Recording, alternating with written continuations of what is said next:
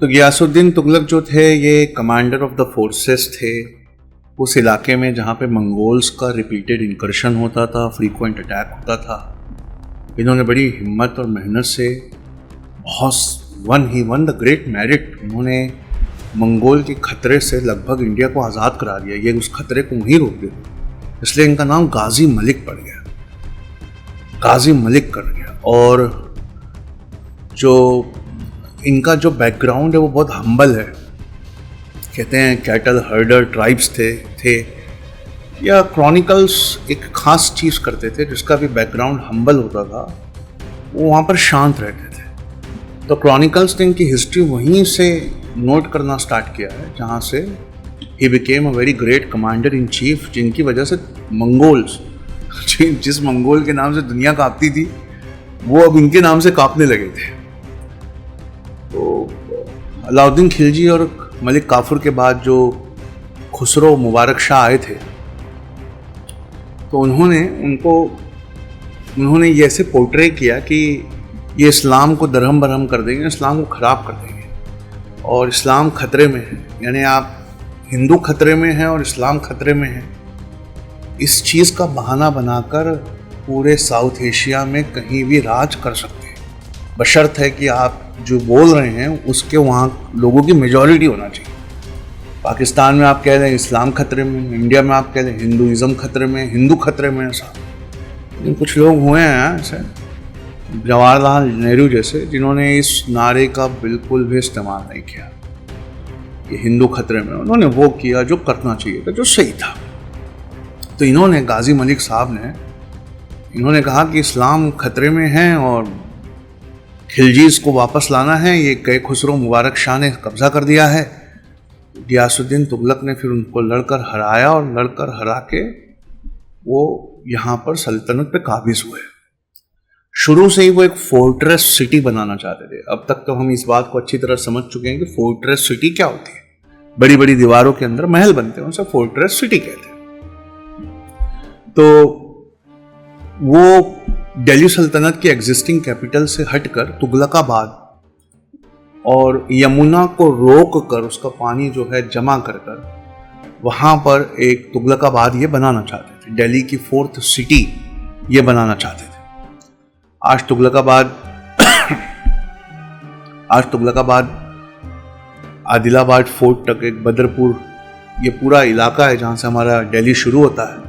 यहाँ गियासुद्दीन तुगलक का मसोलियम भी है, मोहम्मद बिन तुगलक उनका भी मसोलियम है, उनकी अम्मी का भी मसोलियम है। और मेहरौली जो है पुरानी कैपिटल, मेहरौली से तुगलकाबाद तक एक रोड जाता है, उसे हम कुतुब बदरपुर रोड कहते हैं। ऐसा भी कहा जाता है कि अंदर एक अनयूटिलाइज टनल है जो मेहरौली को कनेक्ट करती थी इस नई सिटी से, जिस सिटी को हम क्या कहते हैं, जिस सिटी को हम कह रहे हैं तुगलकाबाद। तो सबसे पहले इसका नाम इंद्रप्रस्थ था चौहान्स के ज़माने में, और उसके बाद जो है इसका नाम एक नई सिटी बसाई गई जिसका नाम लालकोट पड़ा, Mehrauli. Mehrauli was the second है। फिर सिर्री फोर्ट ये अलाउद्दीन खिलजी ने बनवाई, वो थर्ड थी, और ये तुगलकाबाद फोर्थ सिटी थी। तो Tughlakabad was a great building, बहुत बड़ी बिल्डिंग थी। गियासुद्दीन और मोहम्मद तुगलक ने मिलकर इसको बनवाया था। ह्यूज पैलेस फोर्ट्रेस कॉम्प्लेक्स सहित जमुना को रोक कर एक ह्यूज आर्टिफिशियल लेक को क्रिएट किया गया था, पानी को जमा किया गया था। Tomb of Ghiyasuddin Tughlaq architecture में एक नया ट्रेंड लाता है, स्काईलाइन, यानी बहुत दूर से दिखे। तो डोम को ऊंचा करने के बजाय मसोलियम को एक प्लेटफॉर्म पर रखा गया, यानी मसोलियम को एक प्लेटफॉर्म पर बनाया गया जिससे उसमें और ऊंचाई मिलती है।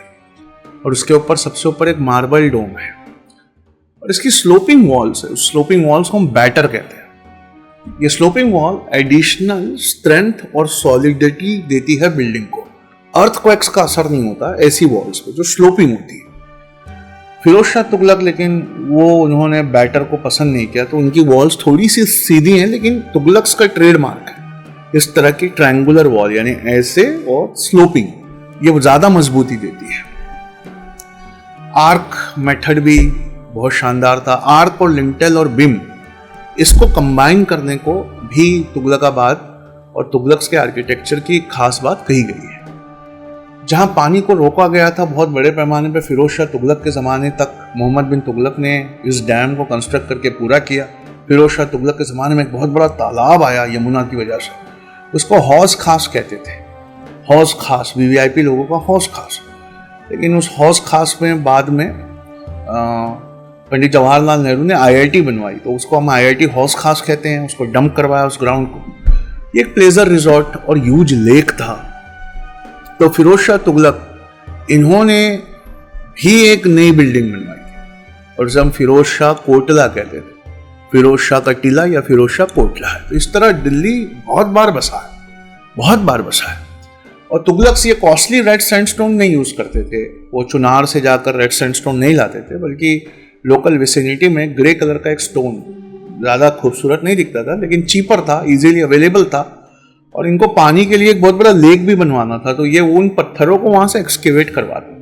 और फिर जब उस पर नक्काशी ज़्यादा नहीं हो पाती, इसलिए जो इनके बिल्डिंग्स है ना, उस पर मिनिमम ऑफ डेकोरेशन है, मिनिमम ऑफ डेकोरेशन, उस पर नक्काशी पॉसिबल नहीं है। वो काले कलर के ग्रे सैंडस्टोन पे ज़्यादा नक्काशी नहीं है। तो फिरोज के ज़माने में उन्होंने एक बहुत शानदार चीज़ करी, लाइम प्लास्टर से इस पत्थरों को जोड़ा और बाहर से एक पूरा प्लास्टर लगा दिया इस रबल के ऊपर।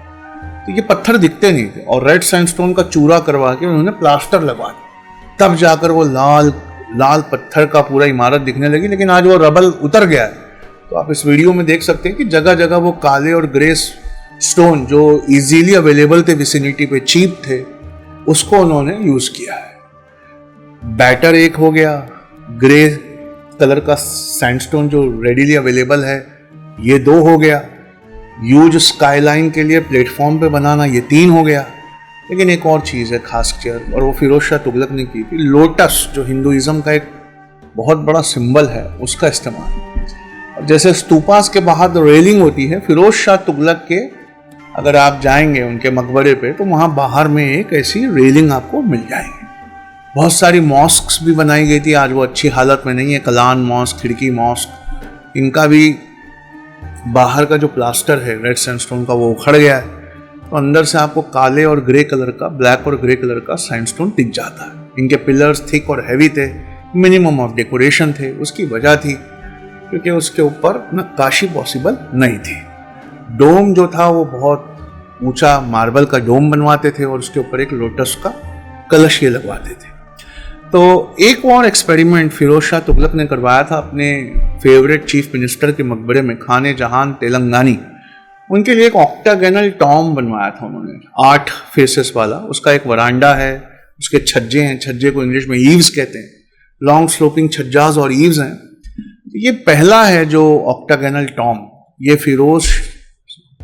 फिरोज तुगलक के वजीर खाने जहान तेलंगानी जो एक ब्राह्मण थे, बाद में वो पाए के मुस्लिम बने, बहुत बड़े स्कॉलर थे, उनको ये बहुत मानते थे। और आप देखेंगे कि इस ऑक्टागोनल चेम्बर के हर कोने में छतरी या रूफ या कियोस्क आपको मिल जाएगा। तो ये छतरी या कियोस्क जो है ये गुजराती या राजस्थानी ओरिजिन का है। लेकिन अब यहाँ से कुछ कहानियाँ जिससे हमको फैक्ट्स याद हो जाए। हजरत निज़ामुद्दीन औलिया महबूब इलाही रहमतुल्लाह अलैह, the great Sufi saint of Delhi, उनके ज़माने में उनका नाम ज़्यादा था, गियासुद्दीन तुगलक का नाम कम था। गियासुद्दीन तुगलक जो थे वो खासा नाराज़ रहते थे हज़रत निज़ामुद्दीन औलिया से। तो जब ये तुगलकाबाद का काम हो रहा था, इतनी बड़ी फोर्ट्रेस कॉम्प्लेक्स का, तो उसी वक्त हज़रत निज़ामुद्दीन औलिया एक बावली बनवा रहे थे पानी की, लोकल लोगों के यूज़ के लिए। बहुत बड़ी बावली वो पानी की बनवा रहे थे, ये भी एक बावली पानी की बनवा रहे थे।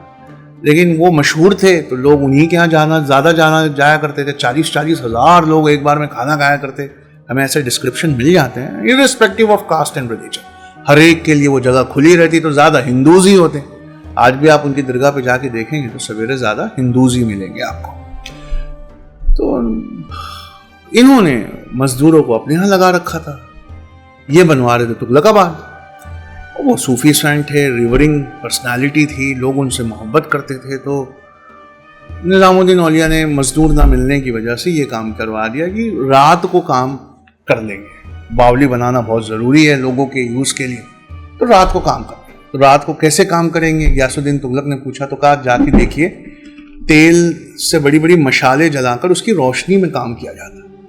तो गियासुद्दीन तुगलक ने सारा ऑयल सप्लाई टू निजामुद्दीन उनको कट कर दिया, उनको तेल ही नहीं दिया for the construction of power. ऐसा लीजेंड है कि महबूब इलाही ने रोशन किया अपनी अल्लाह की मदद से, उस एरिया को रोशन किया, उसकी रोशनी में काम होता था। ठीक है, काम होता।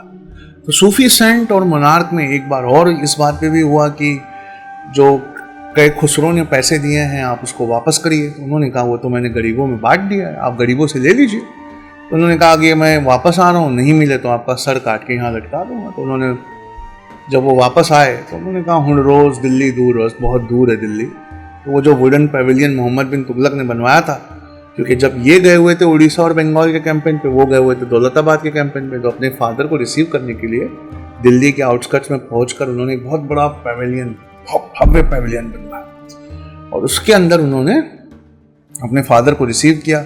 और फिर हाथी देखने की जिद की। जब हाथी देखने लगे तो वो पूरा पेविलियन गिर गया। तो कहते हैं कि उसी वक्त सूफियों ने महबूब इलाही निजामुद्दीन औलिया से कहा कि हजरत वो तो आ गया है, कल आपका सर कलम ना कर दे। तो उन्होंने कहा हुण रोज़ दिल्ली दूर है। अरे अभी दिल्ली बहुत दूर है, जबकि 48 किलोमीटर दूर थी।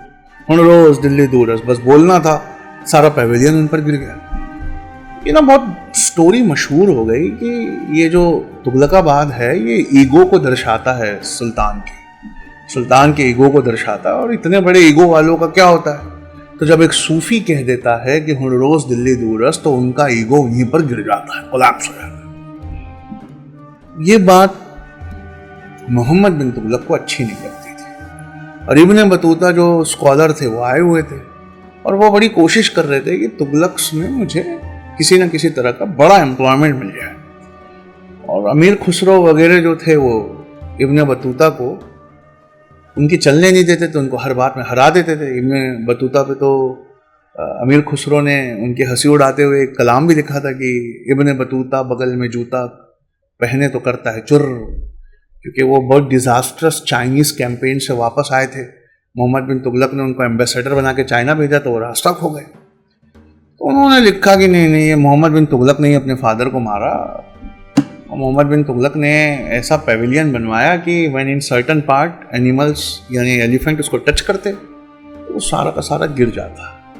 जबकि ये बात मोहम्मद बिन तुगलक को पता नहीं थी कि वो इतने हाथी लेकर आ रहे हैं उड़ीसा के कैंपेन से। लेकिन वो कहते हैं कि नहीं उन्होंने ही मारा। लोग कहते हैं कि मोहम्मद बिन तुगलक उन्हें अच्छा नहीं लगता था कि मैंने अपने बाप का कत्ल कर दिया है, वालिद का कत्ल कर दिया है, जैसे आजाद शत्रु ने बिम्बिसार का कत्ल किया था।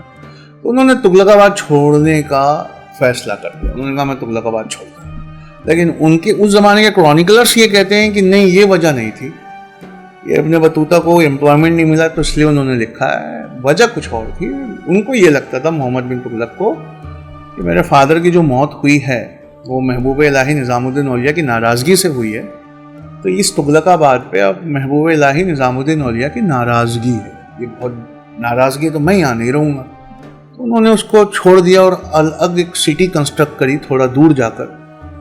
वो तुगलक कोट से बाहर गए और उन्होंने नाइकी तालाब करके एक जगह है वहाँ रहे वो 2 साल।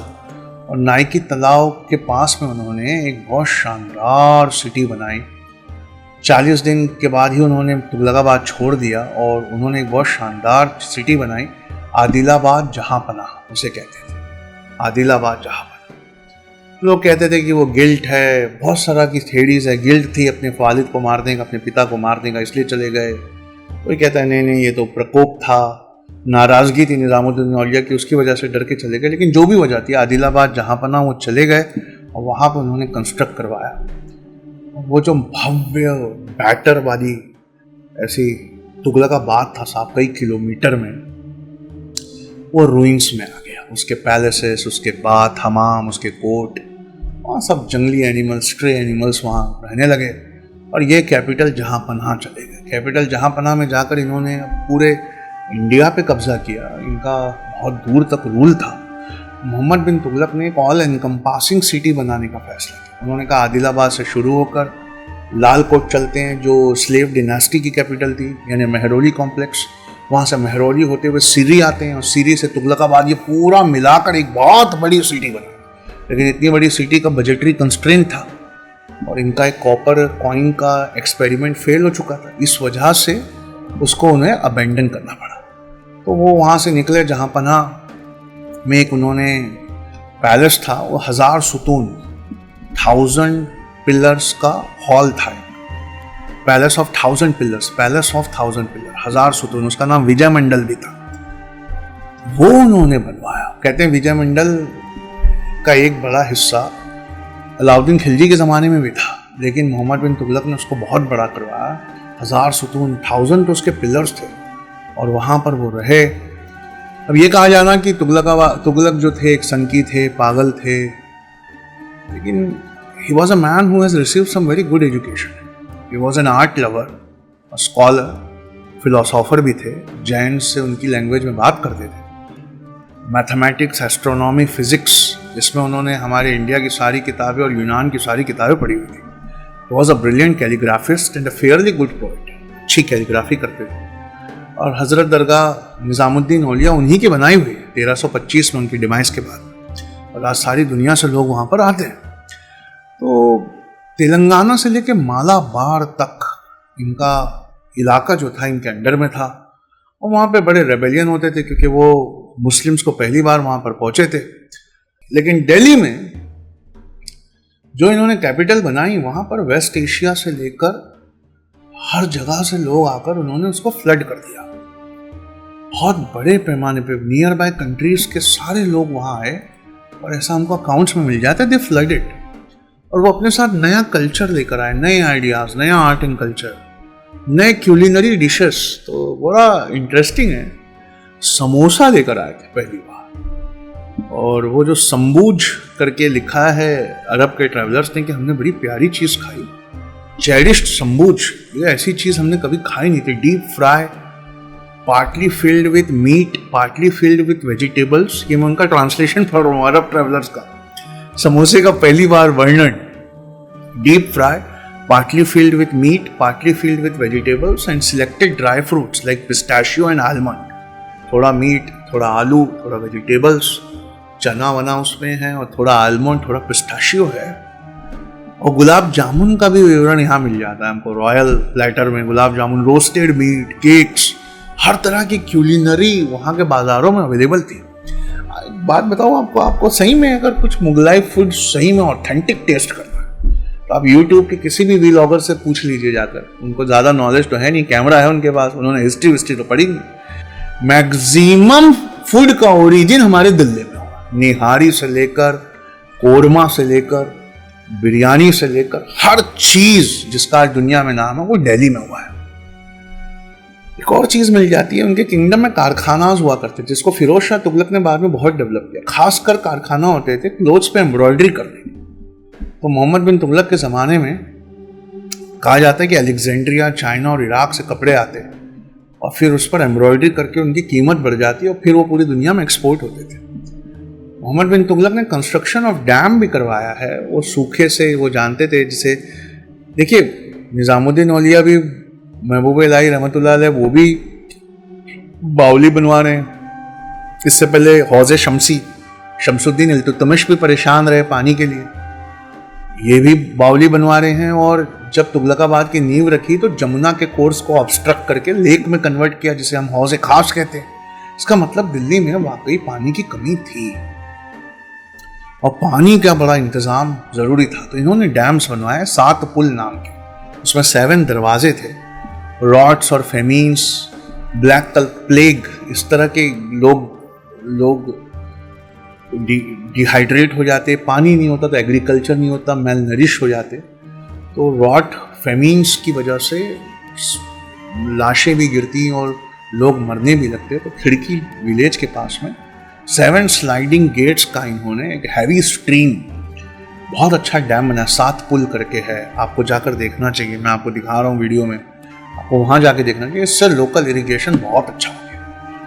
ऐसा कहा जाता है कि he was a monarch with a flare of infrastructure and town planning. तो 1327 में तुगलकाबाद से उन्होंने अपनी कैपिटल फिर दौलताबाद शिफ्ट की, और वो क्यों किए हम देख चुके हैं।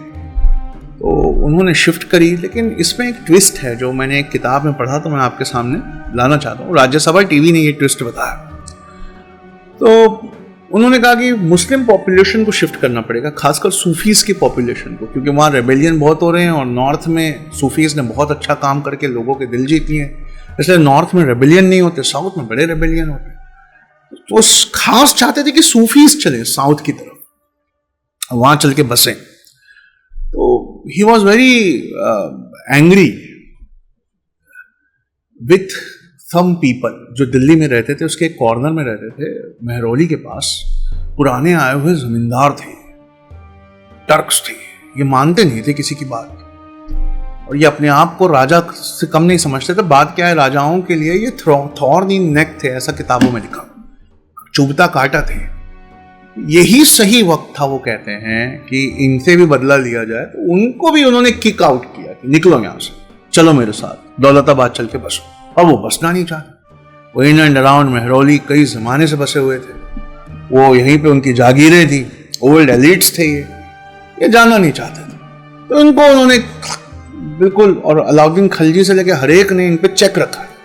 इन्होंने उनको निकाला। जब इन्होंने उनको निकाला तो इन लोगों ने जिस कदर भी बातें हैं, तुगलकी फरमान, सन की है, तुगलकी है, अपने बाप को मारने वाला है, ये सारी कहानियां यहां मशहूर हुई हैं मोहम्मद बिन तुगलक। जब उन्होंने कैपिटल को शिफ्ट किया और ओल्ड जमींदार से कहा कि आप निकलिए, उन्होंने इन कहानियों को बढ़ा चढ़ाकर इन्हें जितना हो सका उतना बदनाम किया। Animosity of old elite with the new elite. ये जो बाद के लोग हैं ना, खलजीज के बाद तुगलक्स हैं और खलजीज के बाद वाले ये खुसरो हैं, ये सब इनको वो मानते ही नहीं थे टर्क्स।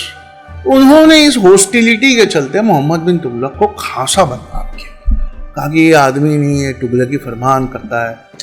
लेकिन वो दौलताबाद जब गए तो इम्पेशेंट थे, उन्होंने फिर वापस कैपिटल ले चले 7 साल के बाद। जब उन्होंने 7 साल के बाद, लॉट ऑफ मिसमैनेजमेंट हुआ, बहुत केओस हुआ, डिजास्टर्स कैंपेन था, इस वजह से इनकी बड़ी बुराई हुई। फिर ये चाहते थे कि बहुत डिफेंसिव, हम एक और एक्सपेरिमेंट है इनका, बहुत डिफेंसिव हम खेल चुके, मंगोल से डर डर के बहुत रह चुके, जब वो आते हम सामना करते, चलो अब हम उन पे अटैक करें। सेंट्रल एशिया में जहां मंगोल्स रहते उन वैलीज में चलो वहीं पे अटैक करें। तो कश्मीर के थ्रू इन्होंने एक कैंपेन करना चाहा और वहां उनको बहुत बड़ी शिकस्त मिली, बहुत बड़ी शिकस्त। जबकि नीचे साउथ तक वो जीत गए थे, लेकिन कश्मीर के साइड उनको बहुत बड़ी शिकस्त मिली। और वहीं पे उन्होंने अपनी आर्मी को डिसबैंड किया और वो डिसबैंडेड आर्मी दिल्ली लौटी।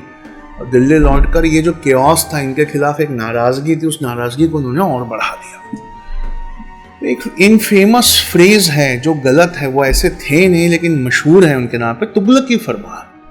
वो कॉपर कॉइन्स वाला भी आपको याद होगा, सिल्वर की शॉर्टेज थी, उन्होंने निकाल दिया साहब। सब लोगों ने, सारे सुनारों ने, इब्न बतूता लिखते हैं, सारे सुनारों ने अपने घर में कॉपर के कॉइन्स को मिंट करना शुरू कर दिया।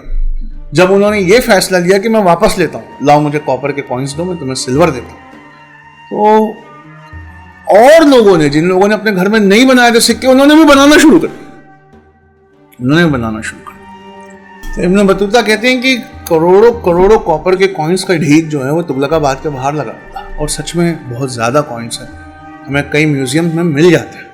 एक मेरे पास भी है जो मैं खरीद कर लाया था पुरानी दिल्ली से। आप इसको देख सकते हैं, ये उस ज़माने का तुगलकी कॉइन है जो कॉपर से उन्होंने इसको चेंज किया था सिल्वर से। तो आप इसको देखिए, ये मेरे पास एक है ये वाला। कई लोग बाद में इसको गले में पहनते थे। तो यहाँ लेकिन मैं आपको एक चीज़ बताना चाह रहा हूँ, बहुत बड़ा पॉइंट है।